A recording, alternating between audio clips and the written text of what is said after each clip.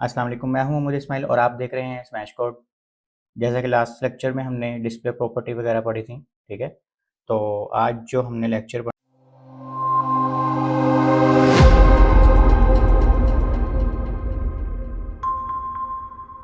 है उसमें हमने पोजीशन की प्रॉपर्टी पढ़नी है जो कि लेआउट के अंदर लाई करती है। जैसे हमने काफ़ी सारी प्रॉपर्टीज़ पढ़ ली, एचटीएमएल के टैग्स पढ़ लिए, उसमें हमने देखा कि एक ही काम करने के बहुत सारे तरीके थे, ठीक है। तो इसी तरह आपने देखना है कि कौन सी चीज़ का यूज़ केस कहाँ पे करना चाहिए, ठीक है। ये आपको आएगा प्रैक्टिस कर करके। अभी हम देख रहे हैं कि किस चीज़ से क्या-क्या हो सकता है और किस-किस चीज़ से वो चीज़ हो सकती है। यानी कि अभी हम सिर्फ़ प्रॉपर्टीज़ पढ़ रहे हैं। अभी हम ये नहीं देख रहे कि कौन-सी चीज़ हमें यहाँ पे यूज़ करनी चाहिए, वो हम इन द नेक्स्ट पढ़ेंगे। लेकिन ये आपको प्रैक्टिस करने से भी आ जाएगी चीज़। यानी अगर अभी हमने एक चीज़ देखनी है और हम चाह रहे हैं कि वो इस तरह आउटपुट, यानी हमारे पास एक आउटपुट आ गया, अब हम चाह रहे हैं इसको आउटपुट लाना, तो हम वो चीज़ पोज़ीशन से भी ला सकते हैं, विड्थ से भी ला सकते हैं, डिस्प्ले की प्रॉपर्टीज़ से भी ला सकते हैं और बहुत सारे और तरीके भी हैं। तो आपने ये अभी देखना है कि वो आउटपुट आ जाए, जिस मर्ज़ी तरीके से आ जाए, कोई मसला नहीं है।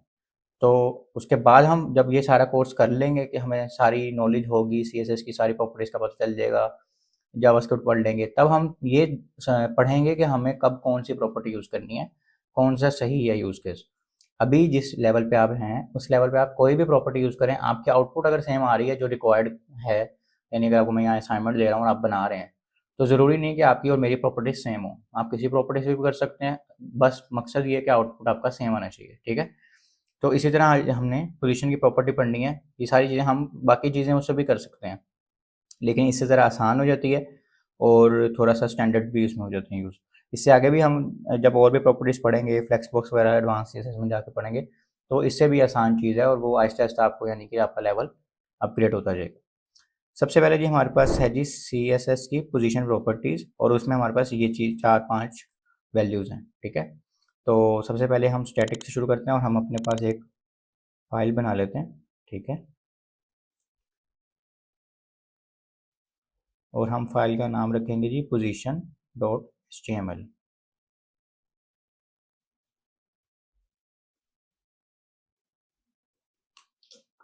और इसी तरह हम एक सीएसएस की फ़ाइल भी बनाते हैं सीएसएस के फ़ोल्डर में जाके, और उसका नाम भी हम रखेंगे position.css। और इन दोनों को आपस में लिंक कर देते हैं ताकि जब हम इसमें काम करें तो वो यूज़ भी हो सके। ये हमें पता है, हमने ये जो चीज़ें हमने पहले से पढ़ी हुई हैं, इस पर हम लिख देते हैं पोजीशन CSS। और हम एक हेड का टैग देंगे और लिंक का टैग देंगे, जिससे हम बता सकेंगे हम किस चीज़ से लिंक कर रहे हैं। तो हमने क्योंकि CSS के फोल्डर में जाना है, तो ये CSS का हो गया। ये अब हमारी फाइल होगी लिंक। फिर हम एक हेडिंग देते हैं पोजीशंस, ठीक है। अब हमारी ये फाइल चल भी रही होगी, एक बार ये चेक कर लेते हैं। ठीक हो गया। अच्छा, अब हमने करना ये है कि हमने कुछ बॉक्सेस बनाने हैं। उस बॉक्सेस से क्या होगा, आपको ज़रा पोजीशन का जो लेक्चर है वो समझने में आसानी होगी। हम डिव एक बना लेते हैं, ठीक है, और उसको क्लास दे देते हैं box1 की, ठीक है। और यहाँ भी लिख देते हैं box1। और हम इस तरह 4 बॉक्सेस बना लेते हैं। यहाँ पे जितनी भी हमारे पास प्रॉपर्टीज़ है ना, 5 बना लेते हैं, ठीक है। इन सब की क्लासेस चेंज कर देते हैं। अब 2 कर देते हैं, इसकी 3, इसकी 4, इसकी 5।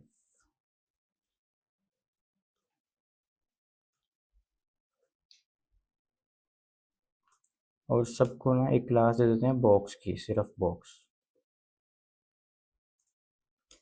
ताकि अगर हमने जो चीज़ें सेम सेम करनी है ना, वो हम एक दफ़ा ही लिखें, और जो डिफरेंट डिफरेंट करनी है वो फिर उसकी क्लास को पकड़ के अलहदा से लिख दें, ठीक है। अब हम पहले करते हैं बॉक्स की क्लास को।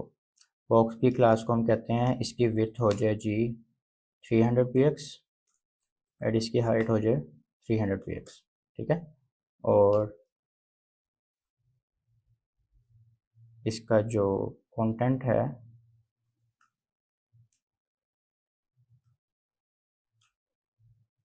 चलें इसको भी रहने देते हैं।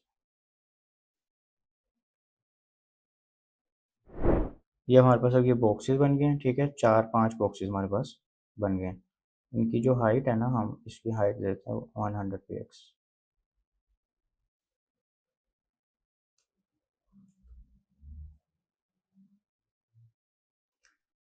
अच्छा, अब हमने इनको देना है, सारे बॉक्सेस को अलग-अलग पकड़ के इनको एक-एक वो देना है हमने बैकग्राउंड कलर, ताकि हम इनको आइडेंटिफाई भी कर सकें, ठीक है।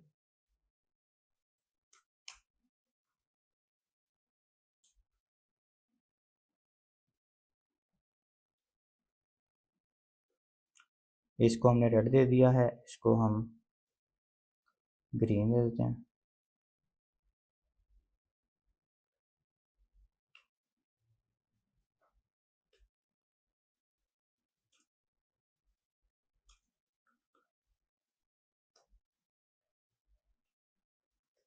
इसको हम देते हैं जी पर्पल। इसको हम दे देते हैं जी ग्रे। और इसको हम देते हैं स्काई ब्लू।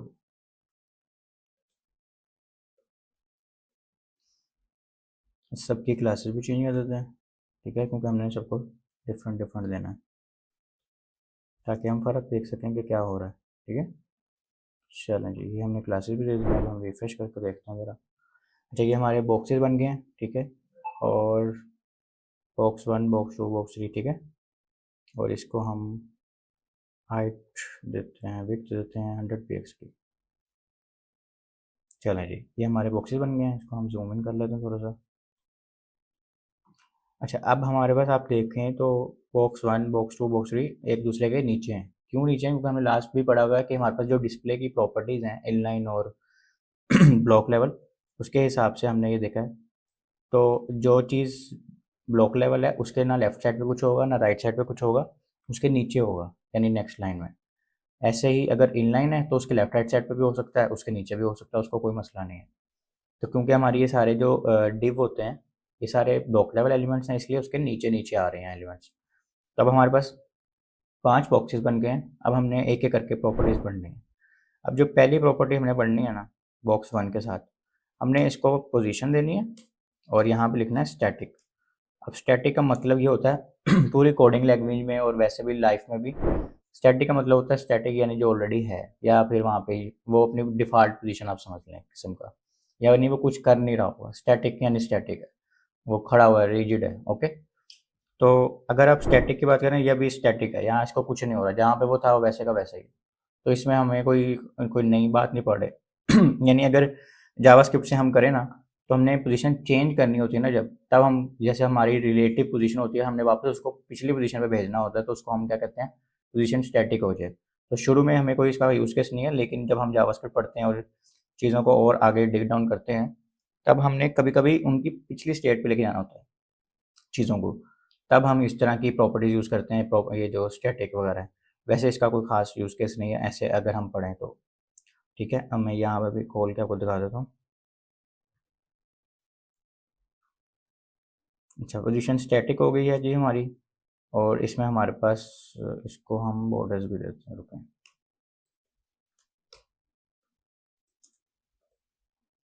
ठीक है, ये हमने बॉर्डर्स पहले से पढ़े हुए हैं, पिछले लेक्चर में हमने बहुत डीपली इसको पढ़ा हुआ है। अच्छा, अब हमारे पास इसको स्टैटिक, मैंने आपको स्टैटिक का कोई यूज़ केस नहीं है, तो अभी हम स्टैटिक में कुछ नहीं पढ़ रहे, क्योंकि स्टैटिक का मतलब है वो जहाँ पे है वैसे रहे। अब दूसरी जो प्रॉपर्टी है ना, उसका हम है पोजीशन रिलेटिव। अब रिलेटिव जब भी हम करेंगे ना पोजीशन, उसके बाद अब वो क्या हो रहा है, जो वहाँ पे वो जगह, अब 2 जगह हैं किसी भी पोजीशन के साथ खेलने के ना। एक पेज के शुरू से, यानी कि एक पेज, पूरे पेज का एक टॉप होता है, यानी कि ये जो पेज का टॉप है। एक पेज का बॉटम है, ये बॉटम है, ये पेज का लेफ्ट है, ये पेज का राइट है। एक तो यहाँ से हम खेल सकते हैं पोजीशन के साथ, और एक जहाँ पे वो ऑलरेडी वो चीज़ पड़ी हुई है, यानी अगर हम ग्रीन बॉक्स को पोजीशन रिलेटिव बॉक्स 2 को दे रहे हैं ना हम, तो बॉक्स 2 की पोजीशन इस वक़्त ये है जहाँ पे वो पड़ा हुआ है। तो जब हम इसको दे देंगे ना पोजीशन रिलेटिव, अब उसको पता क्या हमने बताया कि जहाँ वो पड़ा हुआ है ना ऑलरेडी, जो उसकी जगह है, वहाँ से हम उसको छेड़ना चाह रहे हैं। हम पेज के टॉप से छेड़ना नहीं चाह रहे, हम पेज के बॉटम से छेड़ना नहीं चाह रहे। जहाँ पे वो इस वक़्त मौजूद है उस जगह से हम छेड़ना चाह रहे हैं। तो इसकी 4 प्रॉपर्टीज़ हैं, टॉप से आप दे सकते हैं, लेफ्ट से, राइट से और बॉटम से। जितनी भी आप देंगे ना, जैसे मैंने टॉप से कहा उसको, 20 px, तो वो टॉप से 20 px जगह छोड़ देगा। ठीक है, ये देखो उसने टॉप से 20 px जगह छोड़ दी है, लेकिन किस चीज़ के टॉप से, जहाँ पे वो था उस जगह से थोड़ा सा नीचे हो गया और ऊपर जगह उसने छोड़ दी है। अब अगर मैं इसको लेफ्ट दे दूँ 30 px, तो उसने लेफ्ट से भी जगह छोड़ दी। पर यहाँ पे आपने ध्यान रखना है कि वो अपने पेज के टॉप से जगह नहीं छोड़ रहा है, जगह पे जहाँ पे वो था, जहाँ से उसको हमने पोजीशन देनी शुरू की है, वहाँ से वो जगह छोड़ रहा है। ठीक है, टॉप से भी, लेफ्ट से भी, बॉटम से भी ऐसे छोड़ेगा और राइट से भी। और सेकंड जो इसमें एक और चीज़ आपने गौर करनी है, मैं इसको लेफ्ट से देता हूँ जी 300 px। ठीक है, मैंने इसको क्या दे दी 300 px। अब अगर मैंने 300 px दे दिया, तो आप अगर ध्यान से देखें तो जो उसने जगह छोड़ी हुई है ना, वो जो छोड़ दी उसने अपना लेफ्ट से, उसने स्पेस ले लिए 300 px, लेकिन जो उसकी एक्चुअल जगह थी यानी रेड और पर्पल बॉक्स के बीच में, वो भी खाली है।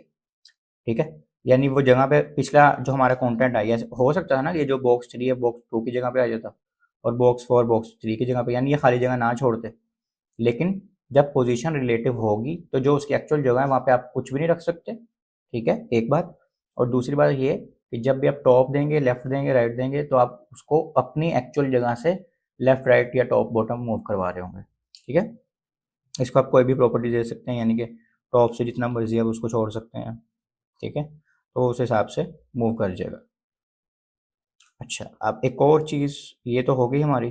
ठीक है, अच्छा अब इनका यूज़ केस क्या होता है जब हमने यानी कि डिव्स बनानी होती हैं, जैसे ये एक वेबसाइट बनी हुई है। ठीक है, अब हम चाह रहे हैं कि यहाँ पे कोई चीज़ सेंटर लाइन हो जाए, जैसे अभी एक डिव है, ये पेज के सेंटर में है सपोज करें, तो हम कैसे करेंगे उसको, तो उस पोजीशन से यूज़ करके हम कर सकते हैं। ठीक है, हमारे पास डिफरेंट कार्ड्स हैं, हमने किसी को राइट साइड पे शो करवाना है, किसी को राइट साइड के थोड़ा सा ऊपर शो करवाना है, तो वो सारी चीज़ें करने के लिए हम ये पोजीशन की कस्टम प्रॉपर्टीज यूज़ कर सकते हैं, और अपने हिसाब से अपना लेआउट यानी जो पेज का लेआउट है हमने जैसे सेट करना है हम कर सकते हैं।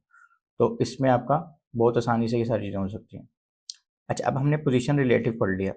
नेक्स्ट हमारे पास जो टॉपिक है वो है प्रॉपर्टी की, सॉरी, वो हमारे पास है जी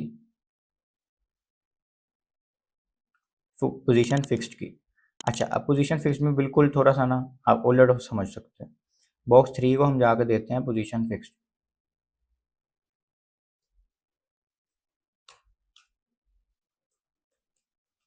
अब जब हमने पोजीशन फिक्स देनी है ना, उसका मतलब है कि वो जहाँ पे है ना, ये देखें वो फिक्स हो गया। अब हमने इसको, अब ये देखें मैं इसको स्क्रॉल कर रहा हूँ, अभी मैंने इसको टॉप बॉटम कुछ नहीं दिया, लेकिन मैंने इसको पोजीशन दे दिया कि वो फिक्स्ड हो जाए, जहाँ पे भी है वो फिक्स हो जाए।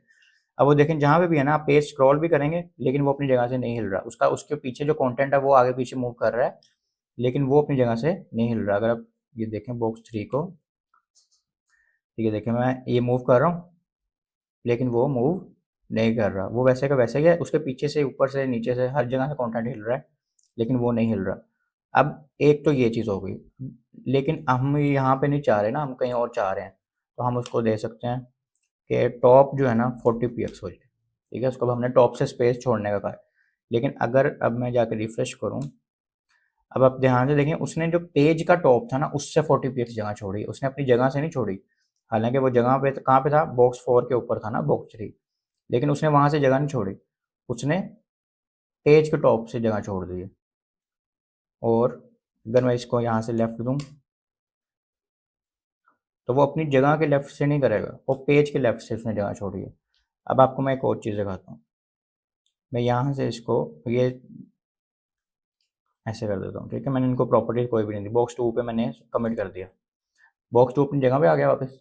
आप ध्यान से देखेंगे बॉक्स 1 है, बॉक्स 2 है, बॉक्स 3 गायब है, बॉक्स 4 और बॉक्स 5। जब हमने बॉक्स 2 को छेड़ा था तो बॉक्स 2 की जगह पे कोई नहीं आई थी चीज़, बॉक्स 2 मूव हुआ था, लेकिन बॉक्स 2 मूव हुआ है, लेकिन बॉक्स 2 की जगह पे कोई चीज़ नहीं आई थी। लेकिन जब हमने पोजीशन फिक्स की है ना, जब हमने पोजीशन फिक्स की है, तो बॉक्स 3 की जगह वैसे टॉप उसके हिसाब से चल रही है, पेज के हिसाब से, जितनी भी उसको टॉप देंगे, जितनी उसको लेफ्ट देंगे। लेकिन सेकंड बात जो हुई है वो ये कि जो उसने अपनी जगह है वो छोड़ दी है, उसकी जगह पे बाकी कंटेंट आ गया, यानी ये बॉक्स 4 बॉक्स 3 की जगह पे इस वक्त पड़ा हुआ है। ठीक है, बॉक्स 1 बॉक्स 2 की साइड पे हो गया, बॉक्स 2 की जगह खाली है अभी भी, बॉक्स 3 की कोई जगह नहीं है, बॉक्स 3 उसके ऊपर आ रहा है। ठीक है, और उसको जो भी हमने टॉप वगैरह दिया है, अगर मैं इसको लेफ्ट भी कर दूं, यानी वो अपनी जगह से बिल्कुल इन लाइन से ख़त्म हो गया, तो अब ये देखें उसके पास बॉक्स 1 की, बॉक्स 2 की खाली जगह, बॉक्स 3 की कोई जगह नहीं है, बॉक्स 4 और बॉक्स 5, यानी कि वो अपनी जगह भी नहीं रखता। जैसे बॉक्स 2 ने अपनी जगह रखी हुई है ना, बेशक वो जहाँ मर्जी मूव हो रहा है ना पेज में, बॉक्स 2 की जगह पे कुछ नहीं आ रहा। लेकिन जब हम पोजीशन फिक्स करते हैं तो वो अपनी जगह पे छोड़ देता है। और सेकेंडली वो टॉप और लेफ्ट और राइट और बॉटम पेज के हिसाब से चलता है, जबकि बॉक्स 2 में क्या था, वो अपनी एक्चुअल जगह के हिसाब से टॉप बॉटम वगैरह चलता है जब पोजीशन रिलेटिव होती है।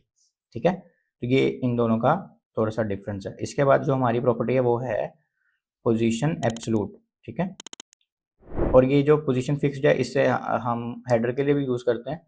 हेडर के लिए भी एक और भी प्रॉपर्टी हम वो भी यूज़ करेंगे। तो अभी मैं आपको ये एब्सोल्यूट दिखा देता हूँ। अच्छा, एब्सोल्यूट का थोड़ा सा है एक्स्ट्रा चीज़। एब्सोल्यूट कहता है कि जिस डिव को या जिस भी एलिमेंट, अच्छा ज़रूरी नहीं है कि हमने डिव को ही पोजीशन एब्सोल्यूट देनी है, या कोई भी पोजीशन हम सिर्फ डिव को नहीं किसी भी एलिमेंट को दे सकते हैं। कोई भी एचटीएमएल एलिमेंट पोजीशन ले सकता है। अब सीन ये है कि एब्सोल्यूट पोजीशन ये कहता है कि या तो जिसको आप दे रहे हैं ना पोजीशन एब्सोल्यूट, उसका कोई पेरेंट होना चाहिए। ठीक है, और उस पेरेंट को ऑलरेडी कोई पोजीशन दी हो, या रिलेटिव या फिर फिक्स्ड, ये दो में से। यानी कि दोबारा मैं बताता हूँ, आपने एक चाइल्ड यानी एक डिव है, उसको पोजीशन एब्सोल्यूट यूज़ करना चाह रहे हैं आप। मैं बताता हूँ कि उसका काम क्या है, लेकिन आप तभी यूज़ कर सकते हैं जब उसका एक अदा पेरेंट हो और उसको पोजीशन रिलेटिव या फिक्स दी हो। एक एक सिनेरियो ये है, अगर उसको ये चीज़ें नहीं मिलेंगी यानी उसको अपना पेरेंट नहीं मिलेगा, तो वो समझेगा मेरा पेरेंट है बॉडी, वो जो एचटीएमएल का बॉडी का टैग है। और वो फिर अपनी जो, जब हम उसको टॉप से देंगे या बॉडी से लेफ्ट से देंगे ना, तो वो बॉडी के हिसाब से मूव करेगा। यानी फिर वही बात आ गई कि पेज के हिसाब से, पेज के टॉप से मूव करेगा पेज के लेफ्ट से। लेकिन अगर उसका कोई पेरेंट एलिमेंट होगा तो वो ऐसा नहीं करेगा, वो फिर अपने पेरेंट के हिसाब से मूव करेगा। मैं आपको दोनों केसेस करके दिखाता हूँ। जैसे हमने इसको पोजीशन एब्सोल्यूट दे दी है और इसको मैं कहता हूँ टॉप 50 px। ठीक है, अब एक और चीज़ मैं आपको दिखाता हूँ। बॉक्स 4 ये है जिसका कोई पेरेंट नहीं है। ठीक है, एक H1 का हमारे पास टैग है और बाकी सारे डिव के टैग हैं, ये सारे सिबलिंग्स हैं यानी आपस में बहन भाई हैं। इनका कोई भी पेरेंट नहीं है इस वक्त। ठीक है, बॉडी के अंदर ये सारे रैप हुए हुए हैं, तो एक एक किस्म का बॉडी इनका पेरेंट हो गया, पर डायरेक्ट इनका पेरेंट कोई नहीं है बॉक्स 4 का। तो हम ये जाके रिफ्रेश करते हैं। अब देखें बॉक्स 4 को, या फिर मैं आपको पहले,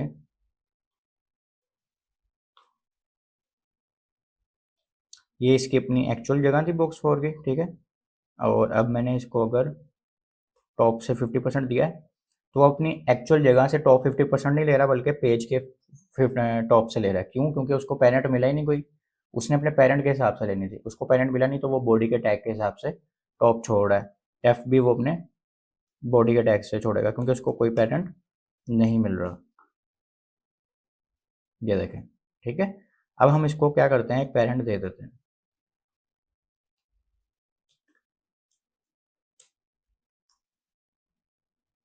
ये हमने पेरेंट दे दिया, और इसको हम एक स्टाइल की प्रॉपर्टी से देते हैं पोजीशन इनलाइन स्टाइल, जैसे हमने पढ़ा हुआ है पहले से, पहले लेक्चर्स में पढ़ाया हुआ मैंने ये आपको। पोजीशन हमने इसको दे दी रिलेटिव। ठीक है, हम यहाँ पे रिलेटिव भी दे सकते हैं, फिक्स भी दे सकते हैं, ये हमारे यूज़ केस पे है कि हम उसको किस तरह यूज़ करना चाह रहे हैं उसके पेरेंट को।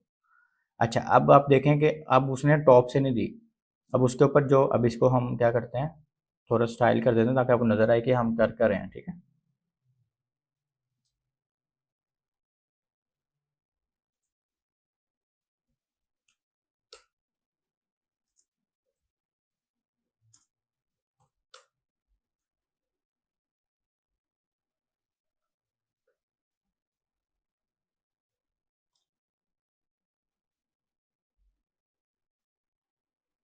अच्छा चलिए हम इसको ना एक देते हैं, स्टाइल तो हमने दी हुआ ना, एक हम इसको क्लास भी दे देते हैं ताकि आपको समझने में आसानी हो जाए। ठीक है, डिव बॉक्स की क्लास देते हैं और सारे स्टाइल हम वहीं पे देते हैं।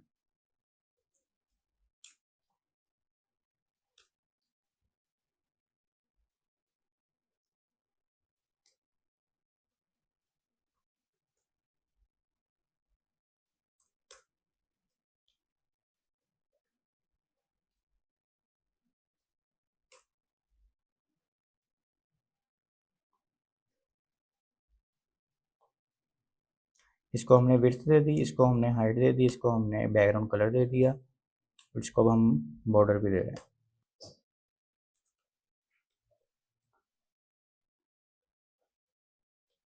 अच्छा, अब आपने ये देखना है कि ये जो थी ना हमारी ग्रे कलर की जो बॉक्स 4 की है, इसको भी हम टॉप वगैरह नहीं दे रहे हैं, अभी हम पहले इसको अपने बॉक्स के अंदर देखते हैं।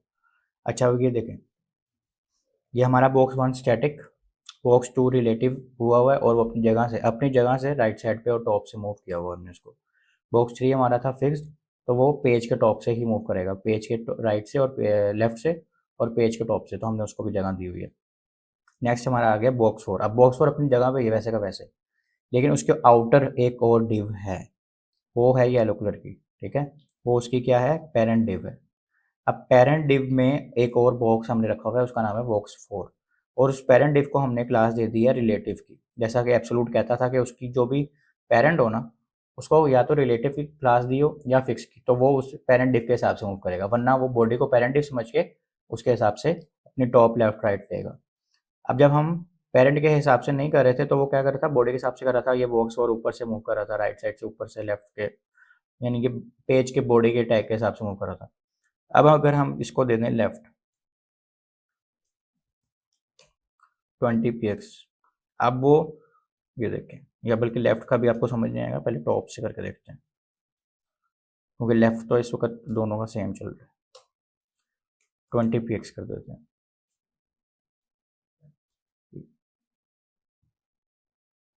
एक सेकंड, इसको अभी लगी नहीं है सही से ना। अच्छा, हमने पोजीशन इसको दी ही नहीं है रिलेटिव की, अभी तक पोजीशन हमने दी नहीं है और हमने बाकी सारे काम कर लिए हैं, ठीक है। तो हमने अब ये पोजीशन रिलेटिव दे दी है, रिफ्रेश करते हैं। अब ये देखें, इसने येलो बॉक्स से 20 px टॉप छोड़ा है, अब उसने पेज से नहीं छोड़ा। अगर मैं, यानी कि अभी मैं कमेंट करूँ इस प्रॉपर्टी को, अब मैं इसको कह रहा चाह रहा हूँ कि उसका जो भी पेरेंट है, पेरेंट होने या ना होने से कोई फर्क नहीं पड़ेगा, पेरेंट को पोजीशन देनी चाहिए, वो रिलेटिव हो या फिक्स हो, तब वो पेरेंट के हिसाब से मूव करेगा। मैं रिफ्रेश करता हूँ तो वो अब क्या कर रहा है, उसके हिसाब से पेरेंट को पोजीशन नहीं दी हुई, और वो बॉडी के टैग के हिसाब से टॉप 20% 20 px उसने छोड़ दिया। लेकिन जैसे ही उसको पता लगा कि उसके पास ये है प्रॉपर्टी, उसका पेरेंट जो है उसके पास रिलेटिव या फिक्स की प्रॉपर्टी है, तो उसने क्या किया, यहाँ से 20 px छोड़ दिया, और ये देखें अभी येलो px के हिसाब से उसने 20 px छोड़ दिया। लेफ्ट में भी अगर हम इसको करेंगे तो वो लेफ्ट से भी छोड़ देगा,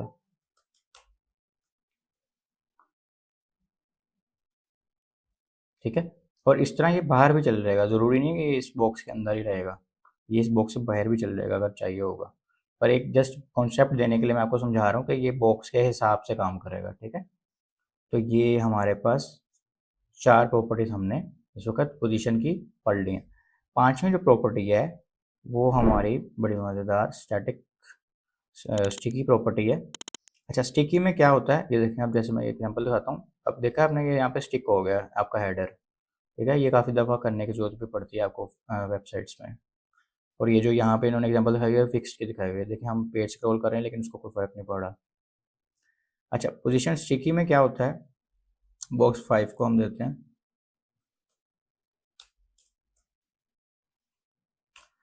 पोजीशन स्टिकी में उसको अब पोजीशन दे दी है। अब मैं उसको बताऊंगा ना, जो भी चीज़ बताऊंगा, टॉप से मैं उसको कहता हूँ 30 px, ठीक है, या टॉप कहता हूँ 0 सपोज, ठीक है, 0 मैंने कह दिया।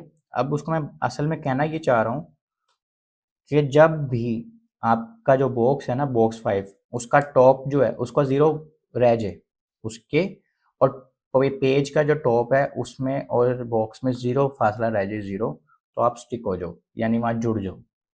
अब देखेंगे, मैं स्क्रॉल करता हूँ, इसके नीचे हमें कंटेंट डालना पड़ेगा।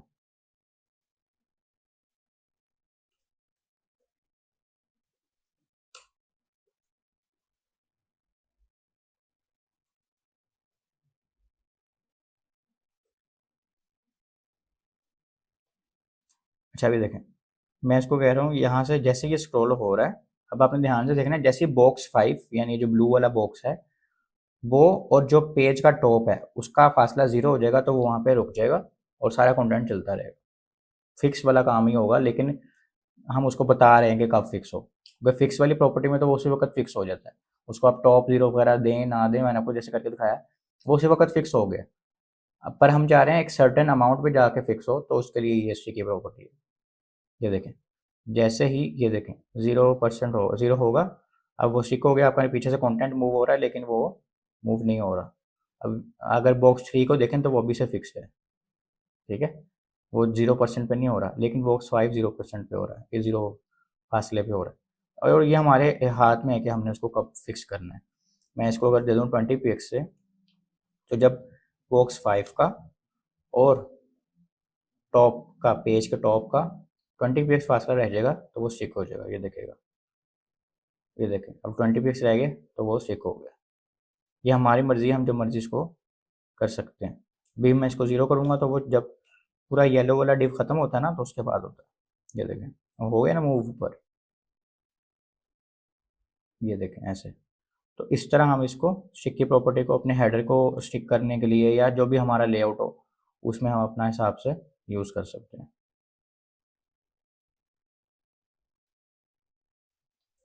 उसके बाद हमारे पास है जी,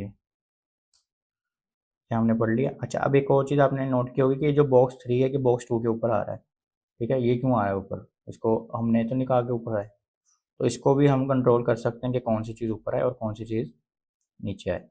उसमें जो हमारे पास प्रॉपर्टीज़ हैं वो है जेड इंडेक्स, ठीक है? अच्छा, जेड इंडेक्स में क्या होता है?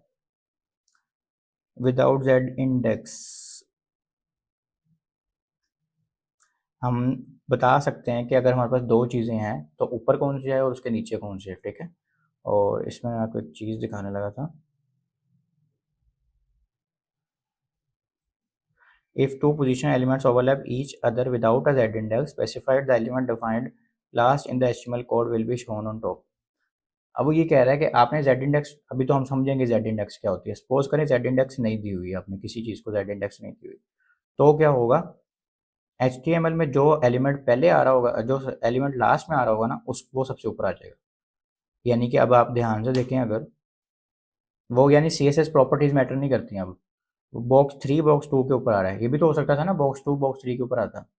तो वो क्या कह रहा है? HTML का एलिमेंट डिफाइन करता है कि कौन सी चीज़ ने ऊपर आना है और कौन सी चीज़ ने नीचे आना है। जो लास्ट पे यूज़ हो रहा होगा वो सबसे ऊपर आएगा। अब यानी कि अगर मैं बॉक्स 3 को ऊपर कर दूँ, बॉक्स 2 को नीचे कर दूँ, यानी कि अब बॉक्स 2 बाद में यूज़ हुआ है। टैग की बात हो रही है, कोई प्रॉपर्टीज़ की बात नहीं हो रही है CSS की। बॉक्स 2 बाद में है और बॉक्स 2 पहले है, यानी बॉक्स 2 लास्ट में है, क्योंकि अभी हम इन दोनों के सिर्फ इन दोनों बॉक्सेस की बात कर रहे हैं। मैं रिफ्रेश करता हूँ, अब मैं इसको स्क्रॉल करता हूँ, ठीक है? अब देखें, अब बॉक्स 2 बॉक्स 3 के ऊपर आ गया। अब ये जेड इंडेक्स का कॉन्सेप्ट अभी मैंने पढ़ाया नहीं है, ये जेड इंडेक्स के बगैर हो रहा है चीज़ें। जेड इंडेक्स से तो हम बता सकते हैं ना कि कौन सी चीज़ ऊपर है, कौन सी चीज़ नीचे है। 10 चीज़ें हों, 10 चीज़ों को बता सकते हैं, 10वें नंबर पे कौन सी है, 9वें पे, 8वें पे, 7वें पे, ठीक है? लेकिन जेड इंडेक्स के बगैर क्या हो वो हम इसमें बता सकते हैं, डिफाइन कर सकते हैं, ठीक है? अच्छा, अब मैं इसको वापस अपनी जगह पे वापस ले जाता हूँ, ठीक है? अब मैं आपको जेड इंडेक्स का बताता हूँ कि जेड इंडेक्स क्या करती है। दूसरे और तीसरे में ही हम काम करते हैं। दूसरे जेड को मैं एक जेड इंडेक्स कह लें, एक वैल्यू है। अगर एक की वैल्यू 10 है और दूसरे की 20 है तो 20 वाला ऊपर आएगा। एक की वैल्यू -10 है और एक की वैल्यू 0 है तो -10 वाला नीचे होगा और 0 वाला ऊपर। यानी जो भी पॉजिटिव नंबर बड़ा होगा ना, जिसकी वैल्यू बड़ी कंसीडर कर सकते हैं हम, उस तरह हम जेड इंडेक्स का काम ले सकते हैं। यानी बॉक्स 2 की अगर 20 है तो वो नहीं देखेगा कि बॉक्स लास्ट में था, उसका एचटीएमएल एलिमेंट लास्ट में था, पहले नंबर पे था, उसको कोई उससे मैटर नहीं है। वो देखेगा जेड इंडेक्स जिसकी सबसे ज़्यादा है वो सबसे ऊपर आएगा, जिसकी उससे कम है वो उससे नीचे आएगा। जैसे मैं इसकी कर देता हूँ 20, ठीक है? और बॉक्स 3 की कर देता हूँ 10। अब हालांकि बॉक्स 3 लास्ट में आया हुआ है, यानी कि मैंने टैग सही कर दी है ना, लेकिन बॉक्स 2 उसके ऊपर आ रहा है, ठीक है? अब अगर मैं इसको कर दूँ 100 बॉक्स 3 को, ठीक है, तो क्या होगा? बॉक्स 3 उसके ऊपर आ जाएगा। तो इस तरह हम जेड इंडेक्स के साथ खेल सकते हैं। लेकिन इसको अगर मैं कर दूँ -100 तो अब ये 20 से छोटा हो गया, तो अब बॉक्स 2 ऊपर आ जाएगा। यानी आप माइनस में भी दे सकते हैं और प्लस में भी दे सकते हैं जेड इंडेक्स की वैल्यूज़। तो इसका सिंपल सा यही कॉन्सेप्ट है, जिसको आपने ऊपर लाना है उसको ऊपर ला सकते हैं, जिसको नीचे लाना है उसको। अब ये देखें बॉक्स 3 पैराग्राफ्स के भी ऊपर आ रहा है, तो देख रहे हैं? तो ये सारा मीन्स के बड़ा आप अच्छा सा लेआउट डिफाइन कर सकते हैं इन चीज़ों को यूज़ करते हुए। तो इस लेक्चर में इतना ही था, आगे हम पढ़ेंगे नेक्स्ट लेक्चर में। अपना बहुत सारा ख्याल रखिएगा और प्रैक्टिस ज़रूर कीजिएगा। अल्लाह हाफ़िज़।